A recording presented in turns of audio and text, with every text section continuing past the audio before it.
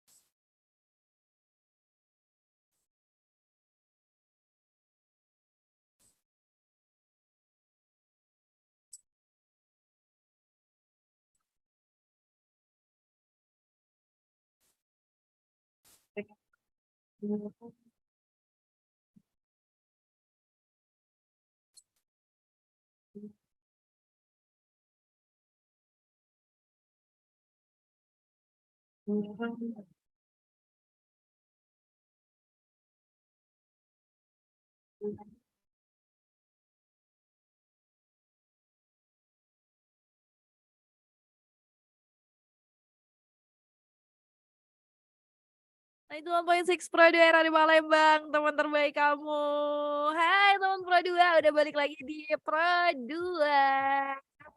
Sore ceria pastinya bareng sama Erin di spesial yang numpang-nampang selalu menghadirkan bintang tamu yang menarik yang bakal ngobrol-ngobrol bareng sama Erin sore hari ini. Dan ya kebetulan banget sore hari ini kita sudah terhubung secara virtual ya dengan manajernya Twice. Oh bukan.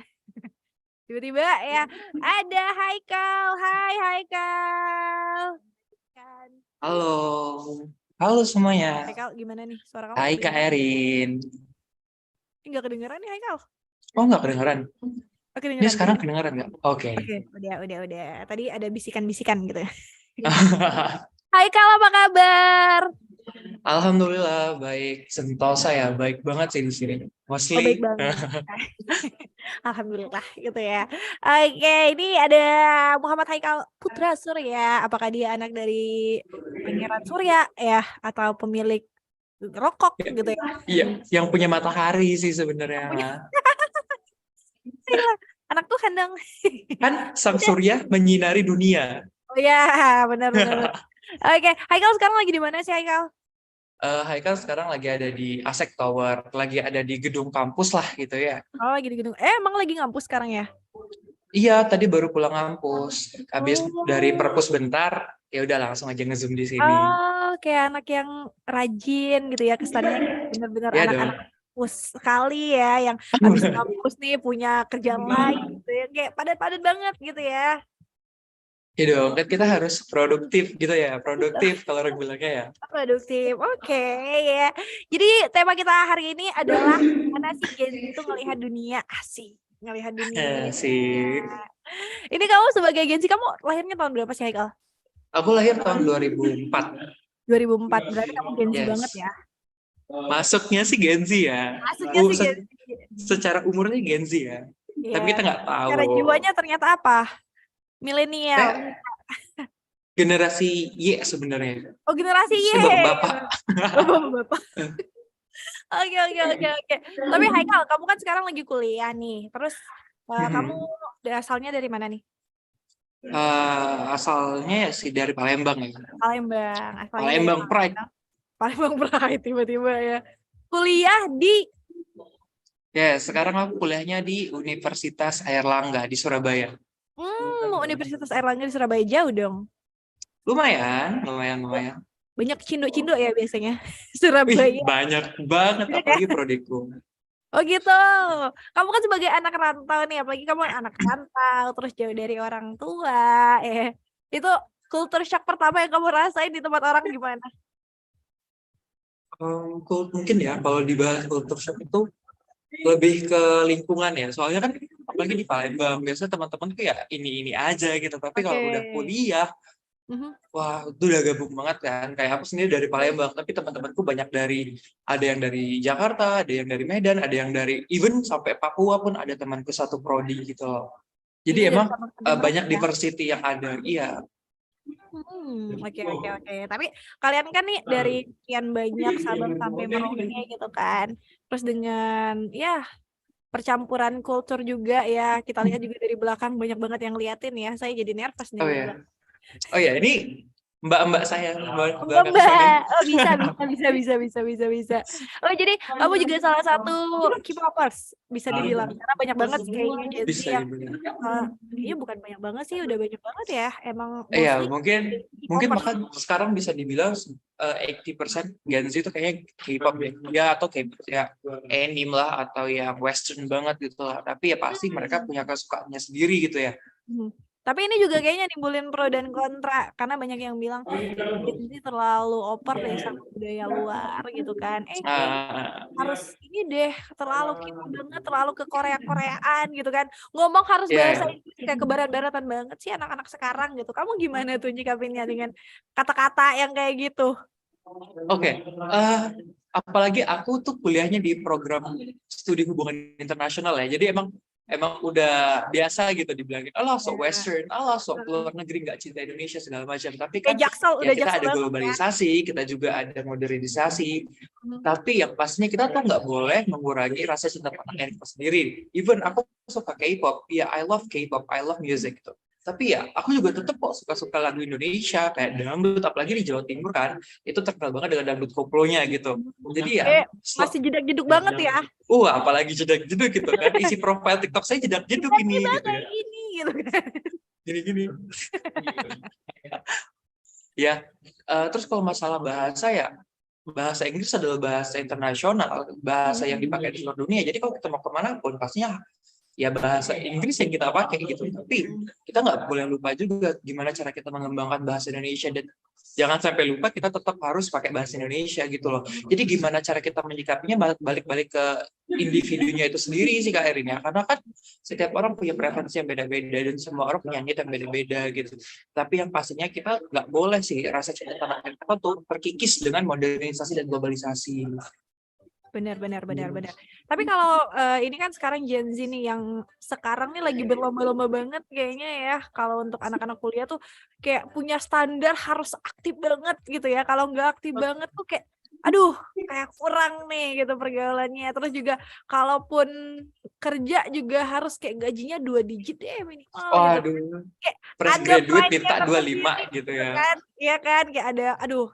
Nah, kamu sebagai Gen Z yang kayaknya sekarang masih kuliah yang kayaknya harus memenuhi LinkedIn-nya banyak banget ya. Memperbanyak LinkedIn gitu ya. Itu kamu gimana sih ngelihat tantangan ke depan, kayaknya tantangan apa yang bakal dihadapin Gen Z? Karena kalau sekarang aja standarnya udah tinggi banget nih kan, standar kerjanya harus S1. Kadang juga sekarang banyak banget ya berseliweran lulusan luar negeri gitu kan, yang mostly sebenarnya di Indonesia ini udah jadi rahasia publik yang orang kadang dia lulusan luar negeri udah terima dia aja gitu kan tanpa tahu sebenarnya gimana gitu kan kemampuan anak-anaknya. Kalau kamu sendiri gimana ngelihatnya hal itu? Kalau aku sendiri kayak walaupun orang itu misalnya lulusan luar negeri atau semacamnya, ya itu kan kita ngelihatnya sih secara profesional, itu ngeliat track recordnya, ngelihat kepribadiannya, personalianya, dan juga standar itu emang harus ada. Karena apa? Karena kan kita nih hidup dinamis ya, terus berputar, terus berkembang. Jadi ya kalau standar kita di stuck itu aja, ya kita nggak bakal berkembang. Jadi makin ke sini dan makin ke depannya lagi standar-standar itu makin lebih tinggi lagi, dan itu tantangan para Gen Z mungkin kayak untuk gimana cara kita bisa memenuhi standar pasar gitu, gimana cara kita bisa memenuhi standar publik ya dengan cara ambis gitu, kayak mengikuti kegiatan, kita harus bisa memiliki skill-skill. Dan kalau yang dari aku pelajari untuk masa kedepannya itu ada 3 poin utama yang benar-benar harus dimiliki sama orang, itu adalah soft skill-nya. Soft skill itu kita harus bisa critical thinking, kita harus bisa public speaking, dan kita harus bisa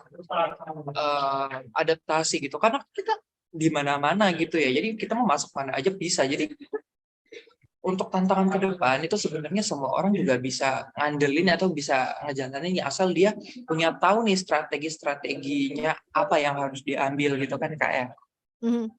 Oke. Tapi ngomongin critical thinking dan juga adaptasi, tiba-tiba terlintas ya sebuah hal yang lagi trending banget di Twitter akhir-akhir ini, kayaknya kamu juga tahu ya.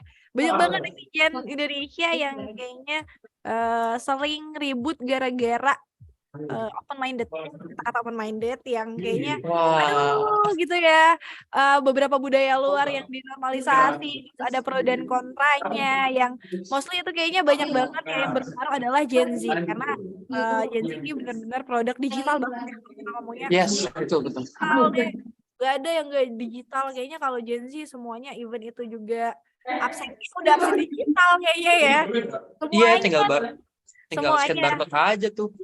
Benar kan, jadi even itu kayak cashless deh, semuanya digital, sampai Imani juga kemana-mana kadang gimana ada duit enggak gitu ya, bukan yang nggak punya Nah, duit, tapi nggak punya cash.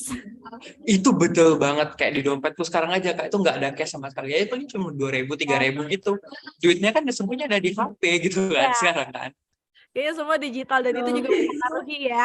Jadi kalau Mhm. kita lihat juga benar-benar digital ini mempengaruhi banget kalau ngeliat apa yang lagi trending sekarang gitu kan. Pasti Gen Z ini Mhm. harus kayak aduh, kayak banyak yang FOMO juga, dan kadang itu juga yang bikin Gen Z jadi kayak bukan asal sih, maybe secara langsung gitu mengkritik sesuatu gitu kan. Banyak pro dan kontranya. Tapi kalau kamu sendiri sebagai Gen Z sebenarnya open minded menurut kamu itu yang kayak gimana sih? Aduh, open minded itu sebenarnya penjelasannya luas banget ya, Kak. Karena standar open tuh berbeda-beda gitu. Mungkin menurut aku segini udah open minded banget, tapi menurut orang lain ini belum open banget gitu kan. Ya, bagaimana cara kita menyikapi open minded ya, kita nggak boleh lupa dasar kita, atau nggak boleh lupa kulit kita ya. Jangan sampai ada kata-kata ya kucing, kacang lupa Kacangnya. pada kulitnya gitu kan. Ya, mau dimanapun kita berada, mau gimana pun cara pikir kita, berpola pikir kita, tapi yang nggak bisa kita hilangkan adalah ketradisionalan kita. Apa? Ya itu adalah adab, norma, dan juga ilmu agama. Jadi mau se-open minded apapun kalian, mau se-modernitas apapun pemikiran kalian, tapi tetap kita harus dilandasi dengan moral-moral yang ada, dengan kaidah-kaidah keagamaan, supaya jalan yang kita tempuh itu tuh ya tetap benar gitu. Karena apa ya, open minded itu bahaya menurutku malah, karena open minded itu nggak ada rambunya. Oke, misalnya nih Iya, benar kita benar benar. jalannya lurus aja, nanti ada belok karena kita cuma ada di satu jalur. Tapi kalau kita sudah berbicara tentang open minded, ya ada beberapa opsi jalan yang bisa kita tempuh. Nah, dan situ tidak ada rambunya, dan rambunya yang menentukan adalah kita gitu. Jadi menurutku bahaya sih kalau tidak dilandasi oleh ilmu atau kecerdasan yang kita miliki gitu loh, Kak. Setuju, setuju. Open minded itu emang nggak ada rambu-rambu ya, agak bahaya Yes, gitu. Kayak pisau bermata dua lah. Kalau betul misalnya banget. kita nggak bisa memaknainya dengan baik, ya itu bakal ngelukain diri sendiri ya. Karena kalau kita balik lagi ya, sekipop-kipopnya orang juga kalau ada koplo masih joget. Joget juga. Kalau jedag-jedug ya masih aja joget gitu ya. Oke, oke, Yes. oke. Tapi kalau dari kamu sendiri ya, persiapan kamu gitu kan menghadapi, walaupun dunia kerja kayaknya masih lama, tapi kan waktu berjalan cepat ya. Biasanya kayak, ya kan kok udah 2023 gitu ya. Perasaan kemarin 2012 gitu kan. Tapi udah 2023. Kamu sendiri persiapannya nih sebagai Gen Z yang emang setiap tahunnya pasti ada regenerasi ya. Entah setelah Gen Z Yes. nanti ada gen apa lagi, entah gen halilintar atau gen apa nanti. Tapi dari kamu sendiri persiapannya buat kayak aduh memasuki dunia yang sebenarnya, karena kan orang bilang dunia yang sebenarnya itu adalah dunia ketika kamu lulus dari pendidikan gitu ya, yang kamu bakal cari kerja. Itu kamu sendiri gimana persiapannya? Oke, mungkin ya Kak ya, kayak strategi apa yang aku lakuin ke depan itu tuh, aku tuh ngikutin survei-survei yang ada gitu. Kayak kemarin di US kemarin itu ada survei apa sih yang dibutuhkan skill-skill kalau kita mau masuk dunia pekerja atau dunia kerja yang bagus itu. Iya, dari 20 poin itu tuh.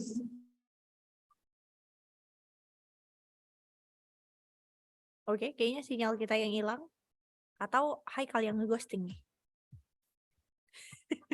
Masih belum ya teman berdua, pastinya kita masih ngobrol, kita masih nungguin Haikal dengan sinyalnya hilang ya. So, kita break dulu deh. Nanti kita bakal balik lagi di Pro 2 pastinya spesial. Ada lagi nggak jadi deh kita break. Halo Haikal. Oke, kupikir kamu ngeghosting ya. Kos ya kayaknya ya. Oke. Jadi gimana nih Haikal persiapan Oke. kalau dari kamu sendiri? Kalau persiapan dari aku sendiri tuh aku ngikutin 6C ya. Kalau dari survei-survei yang ada tuh yang paling bagus adalah 6C itu adalah critical thinking. Ya gimana cara kita berpikir, kita harus kritis dalam berpikir, kita harus bisa berpikir secara ortodoks, terus kita juga harus bisa communicate clearly gitu. Jadi ya cara kita berbicara, cara kita berkomunikasi itu harus jelas karena inti dalam berkomunikasi adalah bukan tata bahasa kita, bukan bahasa apa yang kita gunakan, tapi yang penting kita ngerti, mereka ngerti itu. Nah, terus ada juga work collaboration. Kita tuh juga harus bekerja secara kolaborasi gitu kayak ya anak kedokteran kerja sama dengan anak HI, kerja sama dengan anak hukum untuk buat misalnya badan firma tentang kesehatan basis di beberapa negara gitu. Ada juga yang kayak embrace culture. Kita nggak boleh lupa juga dengan budaya asli kita kayak aku orang Palembang gitu. Walaupun aku di Surabaya di sini dangdutan segala macam, tapi kalau malam-malam juga dengerin lagu Melayu gitu misalnya, atau di mana-mana I love pempek gitu. Tetap Dan ya juga kayak pempek ya developing lenjer, creativity, pempek kita lenjer juga harus gitu tetap ya. kreatif dan juga ya connectivity kita harus tetap jalan gitu sih Kak. Oke. Tapi dari orang tua kamu sendiri ada wanti-wanti nggak sih? Kamu kan kayak anak rantau ya, jauh dari orang tua gitu kan, kayak di luar pengawasan orang tua banget. Orang tua kamu lebih wanti nggak sih daripada kamu di rumah? Kan biasanya kalau di rumah oke, kelihatan nih dia ngapain aja, kemana aja. Tapi kalau di jauh kan kayak, aduh bisa aja nih anak bohong nih ya. Atau nanti dia bilangnya udah pulang ke kosan, tapi tahu-tahu masih di tempat temen ya, atau masih nongkrong. Itu orang tua kamu banyak sih wanti-wanti. Sebenarnya kalau orang tua wanti-wanti itu yang pasti ya, kayak orang kan pasti khawatir anaknya di luar kota, apalagi jauh banget gitu kan dari ujung pulau ke ujung pulau gitu. Dan ya itu sih gimana cara kita bertindak aja, dan enaknya aku pun emang kemana-mana selalu ngabarin, selalu juga ngasih kabar, ngasih foto, ngasih pap gitu. Dan juga ya kita harus tahu adab sih Kak, kan kita di kota orang. Ya di mana bumi dipijak di situ langit dijunjung ya. Oke, kayaknya stuck lagi nih. Kayaknya Haikal lagi di gedung di ujung ya dengan sinyal yang ngeghosting, suka hilang suka ada. Tapi tetap ya teman Pro 2. Tadi kita udah ngobrolin juga sebenarnya Gen Z tuh ngelihat dunia tuh tantangannya lebih besar ya, makin kesini lebih besar karena pun untuk pekerjaan itu masih banyak banget standar yang makin hari makin tinggi, apalagi untuk semuanya yang masih dalam pendidikan nih ya, yang tiap tahun udah ada lagi ya Haikal ya. Oke.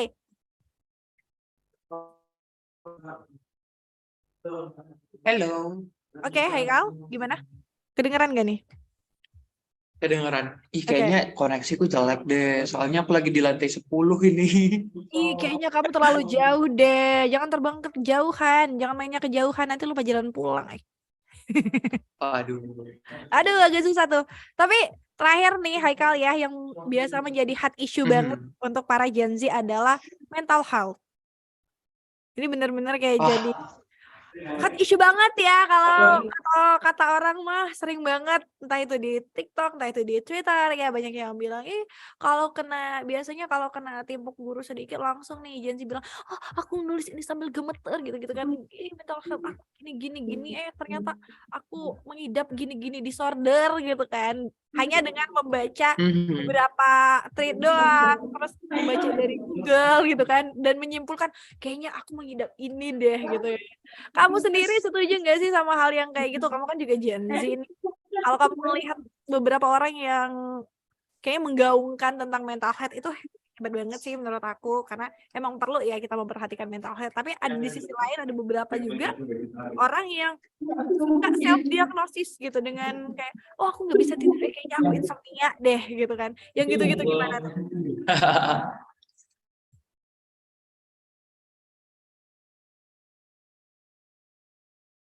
Ya Haikal, hilang lagi dia.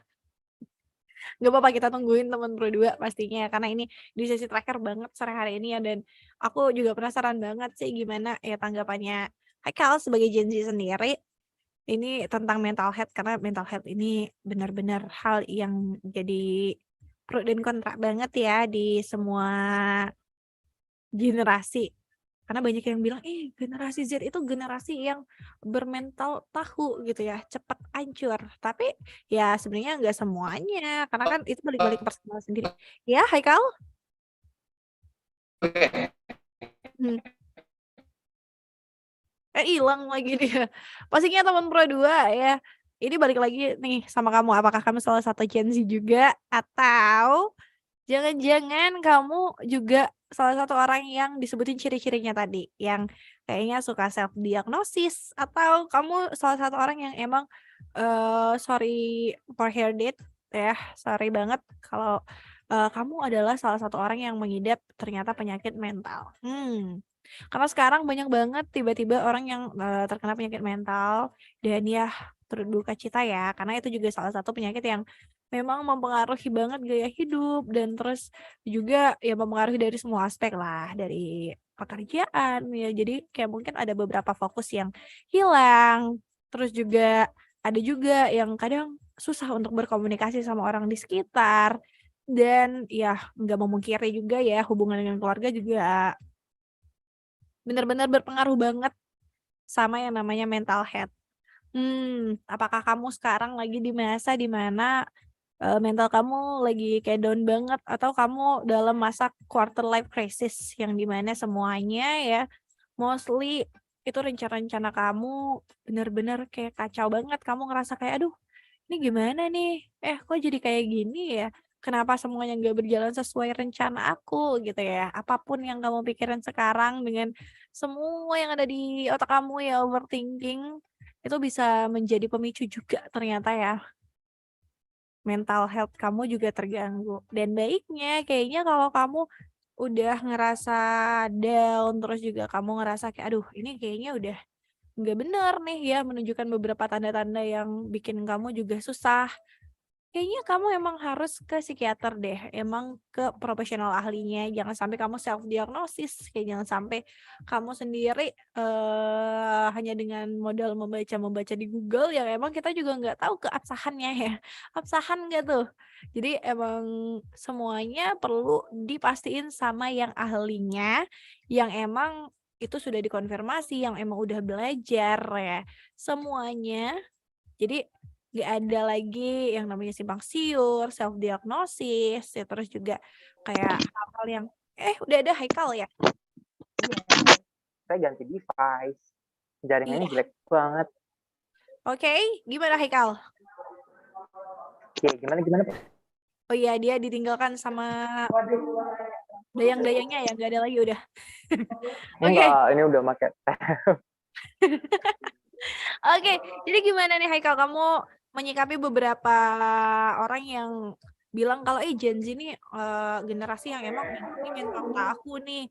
Terus juga Gen Z ini yang suka self diagnosis nih, baca thread di Twitter dikit bilang kalau kayaknya aku terkena penyakit mental deh. Kayaknya mental health aku terganggu deh tanpa emang konfirmasi langsung ke dokter. Menurut kamu gimana tuh? Kalau ada orang yang bilang Gen Z tuh aduh, suka self diagnosis dan mentalnya mental tahu. Kalau menurut aku sendiri ya, jangan kayak tiba-tiba langsung menjustifikasi diri kita, oh aku kayaknya sakit deh, aku kayaknya mental disorder deh. Kayak karena semua hal itu harus dilandasi dengan teori yang kakak bilang tadi, dan juga harus dilandasi dengan scientific kita tuh kayak mana gitu kan.